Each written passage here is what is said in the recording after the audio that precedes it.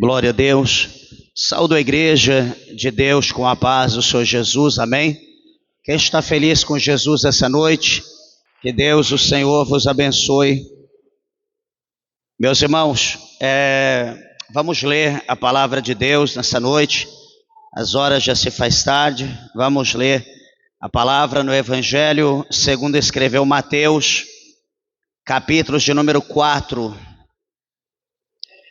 Veja se há alguém ao seu lado sem a Bíblia. Aproxime-se para que junto nós possamos ler a palavra de Deus. Mateus, capítulo de número 4. Estaremos lendo a partir do verso de número 1. Louvado seja Deus.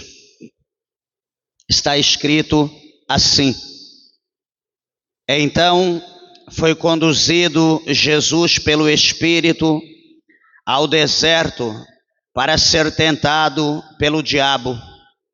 E tendo jejuado 40 dias e 40 noites, depois teve fome. E chegando-se a ele o tentador, disse: Se tu és o Filho de Deus, manda que estas pedras se tornem em pães.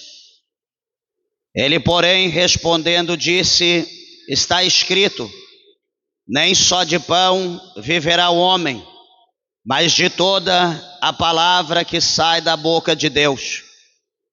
Então o diabo o transportou à cidade santa e colocou-o sobre o pináculo do templo. E disse: Se tu és o Filho de Deus, lança-te daqui abaixo, porque está escrito que aos seus anjos dará ordem a teu respeito, e tomar-te-ão nas mãos, para que nunca tropeces com o teu pé em alguma pedra. Disse-lhe Jesus: Também está escrito: Não tentarás o Senhor teu Deus. Novamente o diabo o transportou a um monte muito alto, e mostrou-lhe todos os reinos do mundo e a glória deles. E disse: Tudo isto te darei, se prostrado me adorares. Então disse-lhe Jesus: Vai-te, Satanás, porque está escrito: Ao Senhor teu Deus adorarás, e só a ele servirás. Então o diabo o deixou, e eis que chegaram os anjos e o serviam. Amém? Podeis assentar. Em nome de Jesus, desocupe as tuas mãos e dê uma salva de palmas para Jesus.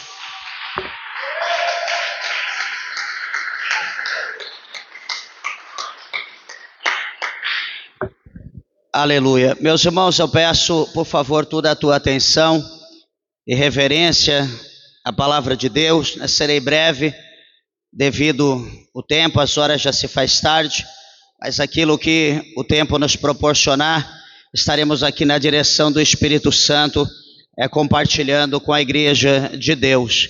Meus irmãos, esse relato do Evangelho de Mateus capítulo 4 também está relatado, mencionado pelo evangelista Lucas, também no capítulo de número 4, Mateus 4, Lucas também 4, está praticamente a mesma coisa, o mesmo texto, algumas palavras mudadas, ou o versículo primeiro que o outro, enfim, mas no fim está relatando a mesma situação, não há diferença. E observamos aqui, por intermédio da palavra do Senhor, que muitas das vezes, quero que os irmãos prestem atenção nisso, que nós achamos, nós aqui, meros mortais, seres humanos, nós achamos que quando nós estamos vivendo um momento de perseguição, um momento de tormenta, um momento de tribulação, de angústia, vem na nossa mente, acho que todo mundo já pensou isso, que Jesus está longe dele. Nós achamos que o momento da dificuldade, do problema, é porque Deus, ele se distanciou de nós. É por isso que nós estamos vivendo aquela situação. E eu quero dizer, mostrar aos irmãos aqui pela palavra de Deus, que a situação é oposta. No momento de maior dificuldade da nossa vida que nós passamos, é o momento que mais próximo de nós, mais perto de nós, o Senhor Ele está. E pode ter certeza disso. Eu vou mostrar aqui, vou dar umas bases aos irmãos para que nós possamos entrar aqui no texto, para os irmãos entender. Meus irmãos, primeiramente, a gente observa no capítulo 14 desse mesmo evangelho de São Mateus, lá no final, né, no último texto lá do capítulo 14, a Bíblia mostra para nós que os discípulos de Jesus, por ordem de Jesus, eles adentraram ao barco para atravessar para o outro lado do mar. E já era de tarde. E eles então obedecem à ordem de Jesus, porque Jesus ele ia ficar orando pelas pessoas e depois Jesus ia subir o monte para orar ao Pai, talvez agradecer pelo dia, se revestir, enfim, para uma nova obra. E nisso os discípulos obedecem e vão, né? Passa ali da tarde para a noite, da noite vai chegar a madrugada e da madrugada eles já estão avançando já para o próximo dia.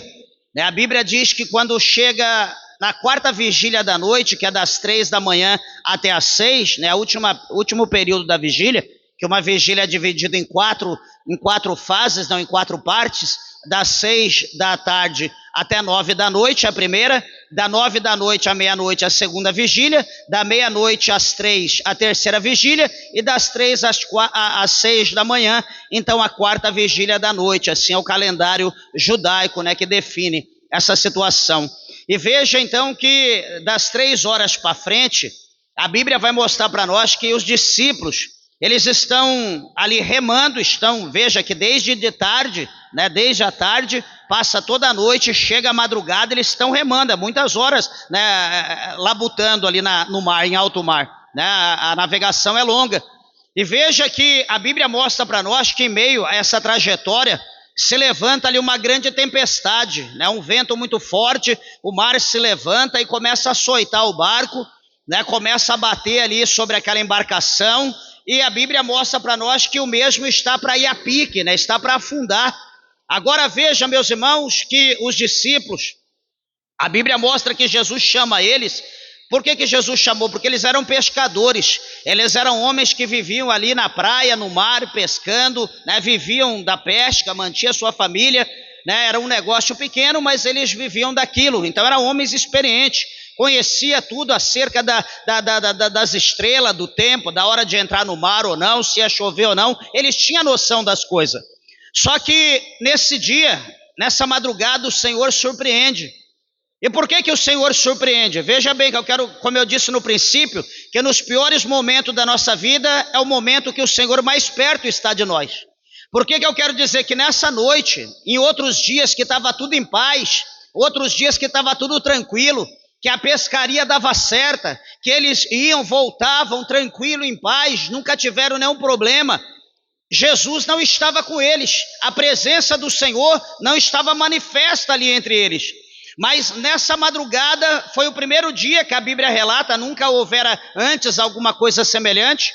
Eles estão ali em alto mar, o vento, a tempestade, na madrugada, tudo escuro. Quem conhece o mar sabe como que é, né? Não é brincadeira o mar, né? Coisa imensurável, né? Dá medo, loucura. Ele simplesmente em paz, a gente já tem medo, imagina revolto. Então os discípulos naquele momento eles se desesperam, lutando pela vida, lançando tudo que eles tinham fora da embarcação para ficar mais leve, né, para ver se eles conseguiam, o barco conseguia levantar um pouco mais e não ir a pique. Mas o que acontece, meus irmãos, nessa ocasião, nessa madrugada, nessa hora, no pior momento da vida daqueles pescadores, daqueles homens, a Bíblia vai mostrar para nós que eles já haviam perdido a esperança de viver. Eles achavam que ia morrer, agora eles não tinham mais força para lutar, para tirar água, lançar água para fora da embarcação.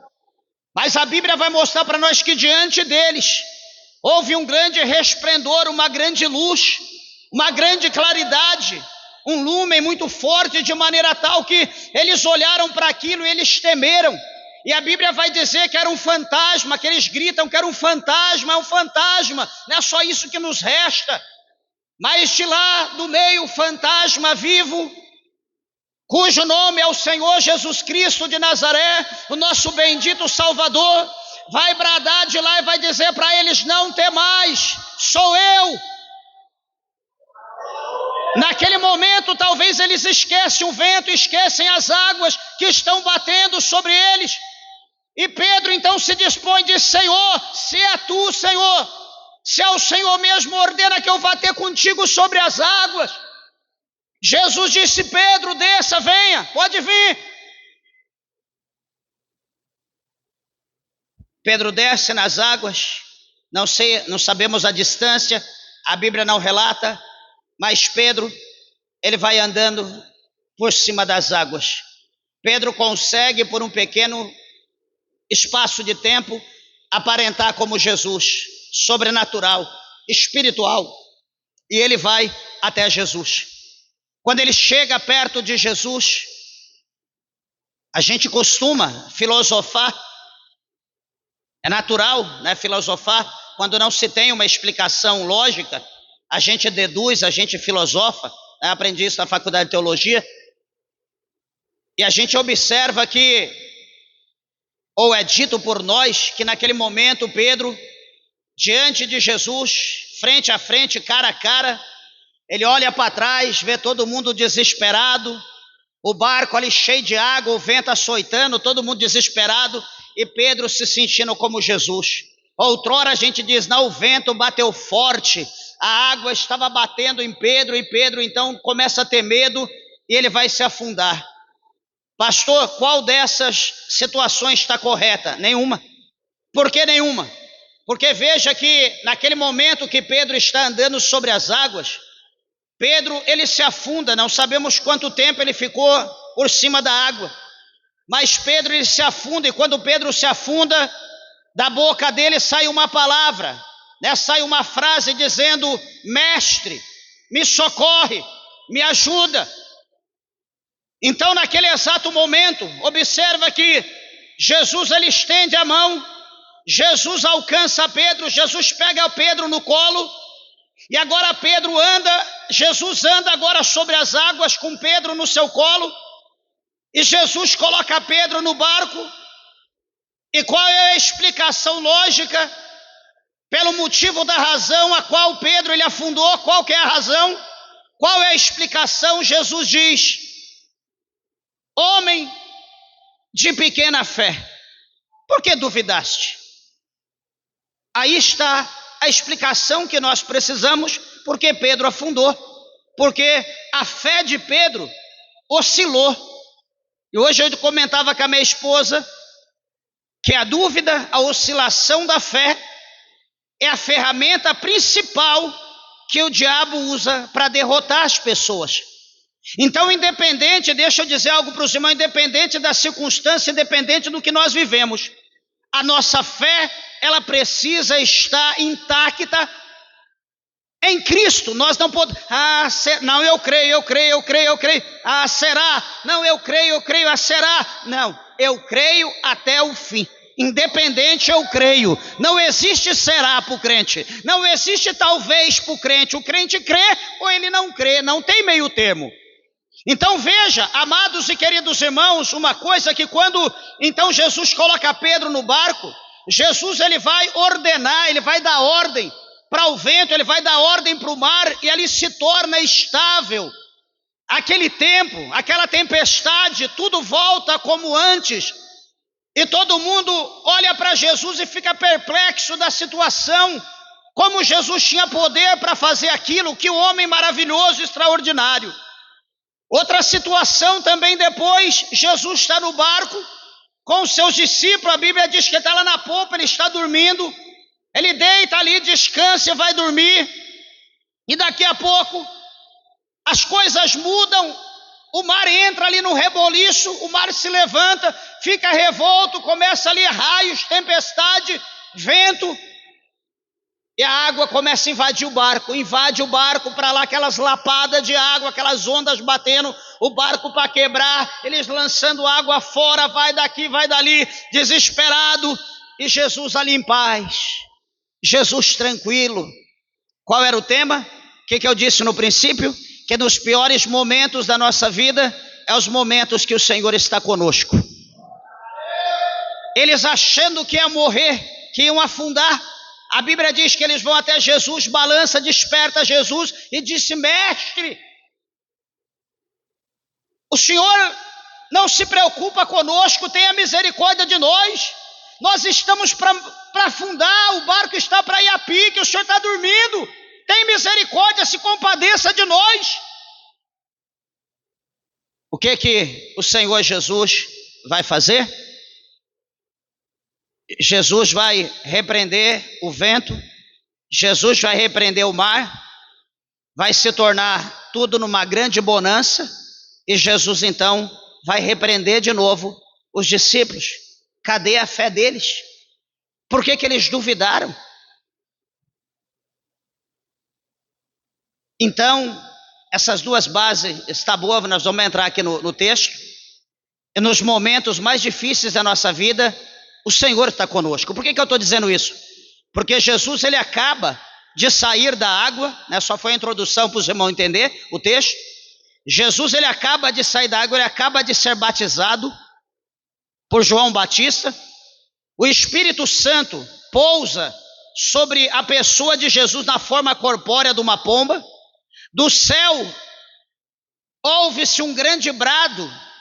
O Deus Todo-Poderoso dá um brado dizendo: este é meu Filho amado, em quem eu me alegro, em quem eu me comprazo, a ele dai ouvido. Então, a partir dessa situação, dessa teofania, a Bíblia mostra para nós então que o Espírito Santo de Deus, ele vai levar Jesus é levado pelo Espírito ao deserto da Judéia. Ele é levado para o deserto. Por que ele é levado para o deserto? Porque agora Jesus vai passar por um processo. Jesus vai passar por uma situação que será um exemplo para a minha vida, que será um exemplo para a tua vida. Algo que Jesus vai passar que todo crente já passou, está passando ou vai passar. Se você não passou, pode ficar tranquilo que você vai passar. Pastor, mas eu não estou pecando. Pastor, eu não estou errando. Por que eu vou passar pelo deserto? Por que eu terei que ser provado? Então eu te pergunto, a minha resposta é uma pergunta para você. Qual o pecado que Jesus tinha? Jesus pecou no quê? Para ele ser levado ao deserto para passar pela provação, para ser tentado, como diz a Bíblia, pelo diabo. Qual o pecado que Jesus tinha? Veja que João o Batista queria que Jesus o batizasse. Eu me careço, Senhor, ser batizado por ti. Jesus disse: não, eu preciso ser batizado por ti para que se cumpra toda a vontade de Deus, toda a palavra de Deus tem que ser cumprida. João Batista podia dizer: Senhor, mas o batismo é para remissão de pecado. O Senhor é santo, o Senhor não tem pecado, eu que tenho que ser batizado. Mas Jesus diz: não, toda a palavra, ela precisa se cumprir, eu tenho que me dar por exemplo. Então, Jesus, ele é levado, diz a Bíblia, pelo Espírito ao deserto para ser tentado pelo diabo, diz o verso de número 1. Então, o Espírito Santo o levou. O Espírito Santo não o jogou lá. A presença do Espírito Santo estava ali sobre Jesus. Os olhos de Deus estavam sobre Jesus e os anjos estavam ali ao redor de Jesus. Nós vamos ver no último versículo. Jesus não estava só, ele estava acampado, protegido com a presença dos céus. Observe o versículo de número 2 do capítulo 4, nos diz assim: e tendo, olha bem, e tendo jejuado 40 dias e 40 noites, depois teve fome. Eu me atentei a essa situação aqui do jejum e vou aqui falar alguma coisa para os irmãos. Esses dias, para umas 3 pessoas, a gente conversando, explicando, Graças a Deus funcionou, né? Tem gente que é ovelha, que obedece, mas infelizmente tem gente que é bode e bode não obedece, né? Cabrito não obedece, ele quer saber as coisas só por saber, mas ele não obedece.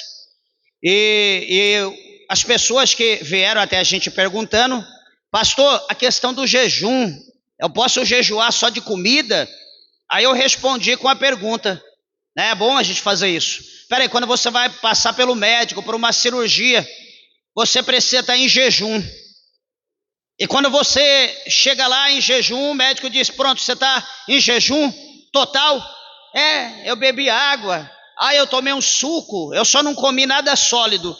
Então você quebrou o jejum, você vai ter que esperar para o outro dia. Então jejum é abstinência total de líquido e de sólido. Aí eu dei 2 bases para a pessoa. A primeira base, eu coloquei lá no livro de Esther, aonde Esther, ela vai jejuar e vai ficar isenta de comida e de líquido durante 3 dias. E depois eu dei a outra base em Jonas capítulo 3, aonde os ninivitas, pessoas, animais, aves, não comeram nem beberam durante 3 dias, nem água para os animais, nem para as plantas, para nada fora dada, jejum seco. Aí, nós vamos fazer um jejum, sei lá para quê, um jejum desse, desculpa falar assim, mas não sei para quê. Eu vou fazer um jejum hoje, presbítero Adailton. O presbítero me convidou para ir na casa dele, vai ter um almoço abençoado. Não, varão, fazer o seguinte, eu vou fazer um jejum, não vai quebrar não, eu vou lá, vou comer carne, vou comer salada, vou tomar suco, deixa o macarrão, deixa o arroz, deixa a coca, que isso não é muito bom, isso faz mal, então deixa isso de lado, eu vou comer só carne, salada e tomar suco, que benção. Mas eu pergunto, para que esse jejum serve? Isso não é jejum, você está fazendo uma dieta de algum tipo de alimento. Em questão da tua vida espiritual, quer dizer nada, você está sendo alimentado. A água te alimenta. Você bebe água, você não precisa comer. A água te fortalece. Deixa os irmãos entender, quando você for fazer jejum, jejum é seco. Pastor, eu queria fazer 3 dias, mas eu não aguento, então faça um dia, mas faça correto. Pastor, eu queria fazer um dia inteiro, mas eu não consigo, então faça meio dia, mas faça correto. Não faça um negócio meia boca. Para dizer, eu estou jejuando, ai que benção, já tem 1 mês que eu não bebo coca. Que benção, já tem 1 mês que eu não como chocolate, estou num jejum terrível. Qual é a finalidade disso? Para a tua saúde? Para a tua carne? Para o teu espírito isso você não está falando nada. Para a tua alma isso não quer dizer nada. Desculpa falar. Mas vamos ver aqui a situação. O jejum foi perguntado uma vez para um rabi, o Talmud nos fala isso, fala acerca da história do povo judeu. Foi perguntado para um rabino, se de fato Moisés, veja bem, porque Mike está falando de Jesus, mas eu estou falando de Moisés, é a mesma coisa. Foi perguntado para esse rabi se de fato Moisés, ele jejuou 40 dias e 40 noites, se ele ficou sem comer, sem beber. É possível o homem ficar sem comer, sem beber 40 dias, 40 noites? Então o que o rabino, ele respondeu com muito conhecimento, muita técnica, muita experiência. Como que ele respondeu? Ele disse assim, olha, quando uma pessoa muda para um determinado país ou para uma determinada cidade, ele vai aderir os costumes daquela cidade. Por exemplo, viemos de São Paulo, a gente nunca ouviu falar de pequi. Eu vim para cá, gostei, estou comendo. Quando tem, eu como. Carne de porco, frango caipira, coisas típicas daqui, que talvez muitas pessoas podem não gostar, entre outras coisas. Gostei demais aqui do Goiás, é minha casa. Então a gente adere, a gente acostuma. O calor, normal, a gente vai acostumando. Daqui a pouco a gente está igual a todo mundo. Você vai morar num país frio, no estado frio. Ah, eu estou morrendo, não estou aguentando. Não, você não vai morrer não, pode ficar tranquilo. Você morre de doença, de enfermidade. De dor, nem de frio, de calor, você não morre. Daqui a pouco o teu organismo acostuma, estabiliza. Você vai viver no frio, no estado frio, no país frio. Tranquilo como todo mundo. Vai ajeitar aqui e dali, daqui a pouco você está uma bênção. Então, o rabino explicou que quando a gente mora ou muda para um lugar, para uma cidade, a gente vamos nos adaptar com os costumes daquela cidade. Por que ele está dizendo isso? Porque Moisés foi tomado por Deus. Moisés foi levado para a presença de Deus. Moisés foi para um lugar, né, diz o monte, mas o Senhor tomou Moisés para si como arrebatado. Então, Moisés, ele estava agora na presença espiritual, estava no âmbito espiritual, numa dimensão espiritual, celestial, que não tinha comida, não tinha bebida. Então Moisés, ele se aderiu àquela situação e ele conseguiu viver os 40 dias, 40 noites, tranquilo, sem comer, sem beber, porque ele estava em outra dimensão, na dimensão espiritual. Pastor, mas isso não tem lógica. Será? Por exemplo, um exemplo só, poderia dar uns 5, mas um só. Alguém já leu o capítulo 18 de Gênesis? E o que fala o capítulo 18 de Gênesis? Capítulo 18 mostra que 3 anjos desceu ali perto do carvalho de Moré, aonde habitava Abrão, e aqueles anjos vinham chegando para perto de Abrão, e Abrão então reconheceu que era o Senhor, e Abrão então foi preparar carne de vitela, foi preparar comida, foi preparar leite, foi preparar, enfim, um grande banquete, e colocou aquele banquete ali, sei lá, depois de um certo tempo, e aqueles seres espirituais, eles comeram, eles beberam, e depois então eles partiram. Por que que os seres espirituais eles comeram e beberam? Porque eles desceram da região celestial e estava entre os homens. Então entre os homens eles se adaptaram ao sistema, comeram e beberam. Se eles estivessem na região celestial, não comeriam e nem beberiam, porque lá não tem comida, como a nossa. Então, para os irmãos entender, veja a questão, quando nós olhamos no capítulo 19, a Bíblia, do livro de Reis, a Bíblia fala de Elias. Elias fez o quê? Elias comeu, bebeu de algo preparado pelo anjo de Deus. Ele comeu aquele pão, ele bebeu aquela água. E a Bíblia diz que aquele alimento fortaleceu de maneira que ele caminhou 40 dias e 40 noites com aquele alimento do céu que ele comeu. Ah, eu vou fazer jejum, que benção. E como está sendo? Ah, só vou ficar deitado. Só vou ficar dormindo o dia inteiro, cochilando, estou em jejum. Eu já fiz jejum de quase uma semana consecutivo, trabalhando como doido, como qualquer pessoa. Levantava 4 horas da manhã, 4h30, voltava às 7, quase 8 horas da noite, ia para o culto, pregava, depois ia para o monte, depois do culto, e assim era a minha vida, quase uma semana de jejum, entre outras coisas. Agora hoje a gente quer fazer jejum, quer ficar dormindo, presbítero, na rede. Vamos não, estou de jejum. Vamos fazer não sei o quê, vamos ali limpar um lote. Não, Deus me livre, eu estou de jejum hoje. Eu não posso fazer jejum porque hoje eu tenho que trabalhar. Então eu não vou fazer jejum, só vou fazer no domingo, no feriado. Estou entendendo? Elias caminhou 40 dias. Jesus aqui é tentado pelo diabo 40 dias. Jesus não ficou dentro de uma cabana.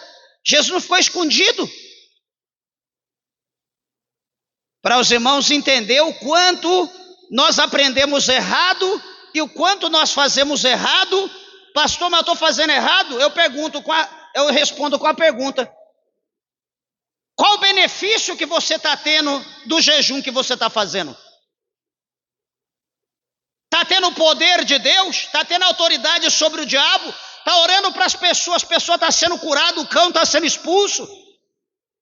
Está no nível espiritual muito grande, está tendo visão, revelação de Deus, está quase sendo arrebatado, está falando de mistério toda hora, sentindo a presença de Deus, dando glória a Deus. Eu estou fazendo jejum, eu estou fazendo isso, fazendo aquilo, mas eu estou como morto. Peraí, se eu estou jejuando, eu estou fortalecendo o meu espírito, eu estou me aproximando de Deus, eu tenho uma comunhão mais precisa, eu estou mais perto de Deus. Então, de acordo com o que eu vou glorificando, o que eu vou adorando, a presença de Deus, ela vai me envolvendo, eu vou entrando naquele mistério e vou sentindo a glória de Deus, e daqui a pouco eu sinto o céu na minha vida aqui na terra, daqui a pouco eu estou dando lugar, daqui a pouco o Espírito de Deus me toma, eu estou profetizando, eu estou dando glória, eu estou falando de mistério, eu estou vivo, porque há algo dentro de mim mais forte do que eu. Agora eu vou fazer jejum, vou começar jejum hoje. A primeira coisa que eu faço é subir na balança para ver quantos quilos eu estou. E daqui uma semana eu vou ver se o jejum está dando certo ou não. Eu digo de novo, você não está fazendo jejum, você está fazendo dieta. Dieta, jejum não tem nada a ver com balança. Esses dias até falei para minha esposa, acordei hoje muito feliz. Ela, por quê? Falei, meu Deus, eu sonhei que eu estava numa luta terrível com o demônio, expulsando a guerra que só misericórdia. Ela olhou para mim, eu peguei e falei, fiquei feliz. Falei, graças a Deus, Deus está trabalhando. Tem gente que fala, Deus me livre de demônio. Olha aqui, ó. Do capítulo 1 até o 3, não mostra Jesus envolvido com o diabo. A partir do momento que ele jejua, a partir do momento que ele entra no mistério com Deus, o que vai acontecer? O cão vai se manifestar. Só que deixa eu dizer uma coisa para você que quer jejuar. Jejum é bom, eu tenho costume, tenho hábito, gosto muito. Crente tem que jejuar. O crente que não jejua está fadado à morte espiritual. Só que assim, você vai jejuar, a gente precisa vigiar. Por quê? Porque quando a gente jejua, a nossa mente dá a impressão como que esvazia, como que ela fica fraca. Vem uma tensão sobre a vida da pessoa que está jejuando. E qualquer coisa, a pessoa se irrita. Qualquer coisa, a pessoa fica nervosa. Qualquer coisa, a pessoa quer gritar, quer sair fora do seu normal. Digo por experiência. Só que, pastor, o que eu faço? Peraí. Então, de acordo com a situação, para você não ficar nervoso, não ficar irritado, você precisa vigiar. Por isso que o crente tem que jejuar. Jesus disse lá no capítulo 9, né, verso 27 do Evangelho de São Marcos, que é a caça de demônio que só sai com jejum e com a oração. Então Jesus está falando isso o quê? Que você tem que jejuar, mas tem que estar em constante oração, em vigilância. Por quê? Porque no momento que vem a irritação, porque a carne está ali terrível, porque ela quer comer, ela quer beber, mas você está ali queimando ela, você está ali oprimindo ela está desesperada, então os seus nervos ficam à flor da pele. E isso é passivo para que no momento do jejum, o diabo aqui, ó, como com Jesus aqui, Jesus está em jejum, o diabo, opa, vou passar longe porque ele está jejuando. Ah, aquele ali é o Filho de Deus, eu ouvi a voz lá que bradou, esse é o meu Filho amado, em quem me comprazo. Esse é o meu... Então o diabo olhou, ouviu, opa, esse é o filho dele, deixa eu passar porque está em jejum, deixa eu ir para outro lugar, deixa eu achar outro. Não, o diabo olhou e falou, peraí, eu vou persuadir ele, que esse aí é o segundo Adão, né? A Bíblia diz que Jesus é o segundo Adão. O primeiro Adão, o diabo derrotou lá no Éden. O diabo persuadiu, lançou ali a dúvida sobre a mulher, no capítulo 3, está lá de Gênesis, lançou a dúvida, a mulher aceitou, a cunha do diabo, caiu no pecado, consequentemente Adão, e então toda a raça, todo o gênero veio a pecar. Então o diabo ele vai usar a mesma estratégia com Jesus. Ele vai chegar, peraí, no primeiro homem deu certo, esse aqui é o segundo. Esse aqui também vai dar certo, esse aqui é o segundo Adão. Esse aqui não tem pecado como os outros, esse aqui é santo, então eu vou aplicar nele, usando a mesma estratégia que ele usou contra Eva, a mesma coisa. Colocou dúvida. Peraí, eu estou vendo, você está sem comer, 40 dias, 40 noites, tu não come nada. Veja que o diabo estava acampando, varão. De um lado o anjo, do outro lado o cão. Acampando ao redor de Jesus e vendo. Ó, deixa eu te fazer uma pergunta, se tu é filho de Deus, faz o seguinte, torne essas pedras, não é uma não, no plural, pedras, porque certamente Jesus iria comer muito, uma pedra só, um pão só não seria suficiente. Torne essas pedras em pães. Igreja, deixa eu te perguntar uma coisa. O que Jesus fez aqui com o diabo? Eu te pergunto, você tem que provar alguma coisa para o diabo? Não. Se ele chegar a perguntar para você, você é crente, você tem que provar que você é crente? Se ele chegar a perguntar se você jejua, você tem que dizer para ele, provar para ele que você jejua? Meus irmãos, se tem uma coisa que nós não podemos deixar de dar e de mandar no diabo é fogo. Nós não temos que provar nada para ele. Jesus poderia dizer, ele queria ganhar Jesus pela comida. E a questão da comida é um dos laços, dos pratos que o diabo trabalha para derrubar crente. E a gente às vezes nem percebe, para quebrar jejum, para quebrar propósito, para colocar macumba, para colocar enfermidade, para colocar doença. Pastor, por causa da comida? É, por causa da comida. O diabo usa isso, infelizmente. Mas Jesus, como filho de Deus, vai olhar e vai dizer para ele, olha, está escrito, Satanás, que nem só de pão viverá o homem, mas sim de toda a palavra que sai da boca de Deus. Foi um gancho. Foi uma derrota. E o que o diabo fez? Ele saiu. Ele não foi para o inferno, ele saiu. Saiu, deu meia volta, pensou, olhou ali, fez uma nova estratégia, um novo cronograma, fez um gráfico, peraí, isso aqui eu perdi, mas deixa eu tentar. E tudo lá, tudo calculado. O diabo não é bobo, ele é estrategista. Ai daquele crente que diz, graças a Deus que de um tempo para cá eu nunca mais ouvi isso. Mas de primeiro sempre ouvi alguém, o diabo está embaixo do meu pé, está aqui, ó.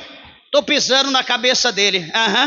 Eu sei que está pisando. Olha para a tua costela aí, está tudo marcado da espora do cão. Está montado na tua nuca e metendo a espora na tua costela. Ele olha para a situação, leva Jesus, a Bíblia diz que então o diabo, né, agora, certamente, numa coincidência, ali ele conversa com Jesus, talvez está num diálogo, e Jesus concorda, aonde o diabo, no verso de número 5, transporta Jesus lá para a cidade santa. E a Bíblia mostra que ele coloca Jesus lá sobre o pináculo do templo, num lugar muito alto. E a Bíblia diz para nós que o diabo olha para Jesus e diz para ele, olha, se tu és o Filho de Deus, lança-te daqui para baixo, porque está escrito, no verso 6, que aos seus anjos dará ordem a teu respeito, e tomar-te-ão nas mãos para que nunca tropece com teus pés em alguma pedra. Olha, Satanás aqui citando para Jesus o livro de Salmos. Veja como o inimigo conhece a Bíblia. Talvez nós não sabemos os Salmos 91 de cor, mas o diabo, ele fala de cor. Ele conhece a palavra. E o que Jesus vai fazer no verso 7? Jesus abre a sua boca e também diz, também está escrito, não tentarás o Senhor teu Deus. Meus irmãos, eu vejo esse diálogo, presbítero Dailton, eu vejo uma guerra de espada, palavra com palavra, palavra com palavra. Só que a palavra é Jesus, Jesus é o verbo de Deus. O diabo quer usar Jesus contra o próprio Jesus. Quer usar o veneno, né? Para os irmãos entender, quer usar o veneno da serpente com a própria serpente, um exemplo. Usar o antídoto com o antídoto, não dá certo, não vai funcionar. Mas o diabo ele tenta, o diabo ele continua, ele não para. Por isso, meus irmãos, que nós temos que olhar para a palavra de Deus e saber que hoje nós vencemos uma batalha, uma luta. Olha aqui, ó, o testemunho, né, que a minha esposa disse aqui, nunca fumou, nunca deu um trago, né, colocar na boca, enganar-lhe com a fumaça, soltar, mas tragar, descer para os pulmões, ela nunca fez isso. Mas o que acontece? O inimigo, para tentar, para persuadir, aquele cheiro do cigarro, o cheiro da fumaça. E o cheiro da fumaça, do cigarro, é a própria essência de Satanás. É a própria essência do diabo, não tem outro. Se você estiver na tua casa e sentir o cheiro de fumaça, cheiro de cigarro, pode repreender que é o cão que está rodeando ali a tua casa. É ele que está ali no meio, ali de alguma maneira, tentando contra a tua vida. Cheiro de cachaça, cheiro de cigarro, de fumo, pode expulsar que é o diabo, é ele que está chegando. Então o que acontece? A guerra estava travada, era guerra de espada, mas duas vezes Jesus ofende o diabo, ele acerta o diabo de um lado e do outro, mas ele não para. O versículo 8 diz que novamente, de outra forma, o diabo vai transportar Jesus para um monte muito alto e mostrou-lhe todos os reinos do mundo e a glória deles. É algum que diz, pastor, não, o diabo mostrou para Jesus ali a Canaã, a glória da Canaã, o diabo mostrou Jerusalém. Não, a Bíblia está dizendo para nós claramente aqui, que do alto monte mostrou-lhe todos os reinos do mundo, está no plural, e a glória deles. O diabo mostrou tudo para Jesus numa visão de 360 graus. Peraí, ele mostrou, mas e aí? Peraí, ele não só mostrou. O versículo de número 9 diz, tudo isto te darei se prostrado me adorares. Olha o golpe baixo. Ele não ficou satisfeito de ser repreendido por causa do pão. Ele não ficou satisfeito porque Jesus o repreendeu acerca da queda de pular lá de cima que os anjos iam proteger. Então ele vai apelar agora, ele vai dar o golpe baixo. Olha, se o Senhor, se você se prostrar, se você me adorar, tudo isso, toda a glória desse mundo eu te darei, porque tudo isso foi me dado. O que Jesus vai dizer para ele no verso 10? Vai-te, Satanás, porque está escrito, ao Senhor teu Deus adorarás e só a ele servirás. Então o diabo o deixou, né? Lá em Lucas diz que o diabo deixou ele por um pouco de tempo, mas aqui diz que o diabo o deixou e os anjos vieram e serviram. Meus irmãos, vamos entender aqui uma coisa, que aqui a Bíblia mostra para nós três situações, que o diabo, ele tenta a pessoa pela comida, por aquilo que ele vai comer, pessoas que são ambiciosas. Depois mostra que o diabo tenta a pessoa nas coisas desse mundo, mostrar que a pessoa tem o poder, que a pessoa pode. Eu sempre falo para os irmãos, sempre, quase todo dia eu estou dizendo isso. A gente fala com muita gente, sempre eu estou dizendo, fugir da aparência do mal. Ô pastor, estou jejuando, estou fogo puro, tal mal está ali, eu vou lá mandar ele para o inferno. A Bíblia diz para nós fugir, não vá, fuja da aparência do mal. Não dê lugar para o diabo, não dê lugar para Satanás. Você sabe que isso aqui vai te levar para o inferno, vai te fazer cair, passa por outro caminho. Não, eu vou lá, mas quem sabe não acontece, acontece, o mal está ali. Ali é o lugar dele, ele vai estar ali, ele vai te tentar.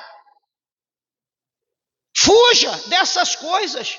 O terceiro ponto, o diabo quer testar a pessoa com glória. O diabo quer dar as coisas facilmente, o que é adorar, o que é se prostrar, o que é uma reverência. Só está aqui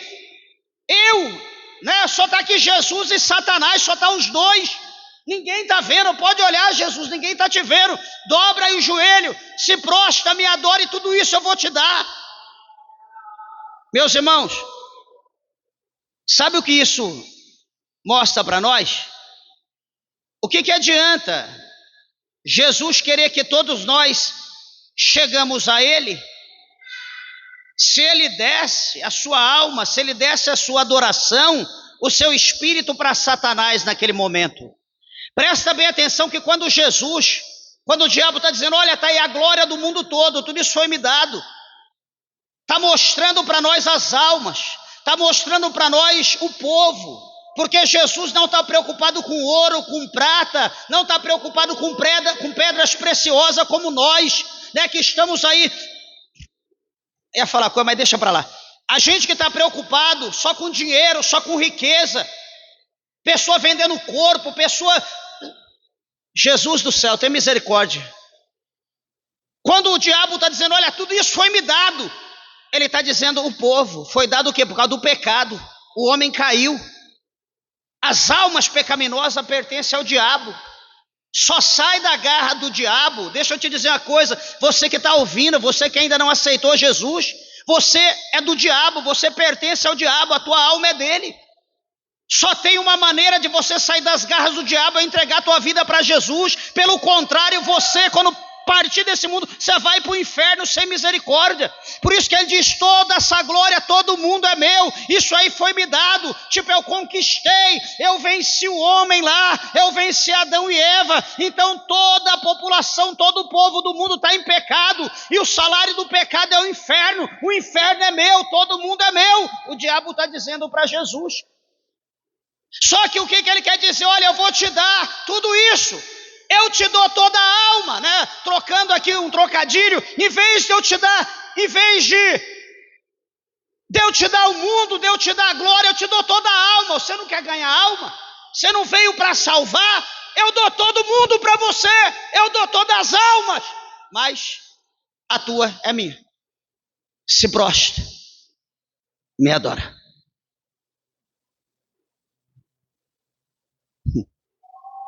Aí eu digo, o que adianta, como Jesus disse, o que adianta o homem ganhar o mundo inteiro e perder a salvação da sua alma? Jesus preferiu continuar sendo Deus, sendo de Deus, sendo do céu. Jesus preferiu ganhar uma alma aqui, outra ali, uma aqui, outra ali, do que ele se entregar para o diabo, do que ele fazer a vontade do diabo. Jesus veio para fazer toda a vontade de Deus, não a vontade do diabo. Você, meu irmão, você, minha irmã, nós aceitamos Jesus, foi para fazer a vontade de Jesus. Nós aceitamos Jesus, não foi para fazer a vontade do diabo. Nós aceitamos Jesus, não foi para fazer a vontade dos homens. Nós aceitamos Jesus para fazer a vontade dele no tocante aos ensinamentos da sua palavra. Ah, não, porque eu acho que é assim, eu vou andar assim. Não, eu penso que é assim, eu vou fazer dessa maneira. Você vai para o inferno. Nós temos aqui a palavra de Deus, nós temos que seguir segundo a palavra de Deus, não é segundo o nosso pensamento. está cheio de filósofo, está cheio de livres pensadores. Não, eu acho que é assim. Eu penso, não precisa esse negócio de pastor, não precisa esse negócio de doutrina, não precisa esse negócio de estar na igreja todo dia. Não precisa céu, não precisa Deus, não precisa Espírito Santo, não precisa Jesus. Eu acrescento isso. O mundo é tão bom e o inferno é melhor ainda. Continue do jeito que você está. Continue tranquilo. Continue. O mundo é bom, o inferno então é melhor. Para o crente, o mundo não presta, mas o céu é bom. Nós esperamos isso. Agora, para os demais, o mundo é bom e o inferno, então você nem imagina como que é. Coisa linda de se ver. Fosse bom, o inferno não estaria aqui atormentando todo mundo, matando, tirando vida, fazendo o que está fazendo. Estavam todo mundo lá tranquilo em festa. Então escapa-te pela tua vida. Tentação vem para todo mundo, vem para mim, vem para você, vem para quem é crente, quem não é crente, vem para o nosso Salvador. Então cabe a nós fugir da aparência do mal, nos achegarmos a Deus, para que nós possamos ser abençoados e receber o livramento por Ele, em nome de Jesus. As horas se foram, meus irmãos, as palmas bem alegre, exalta e glorifica a Deus.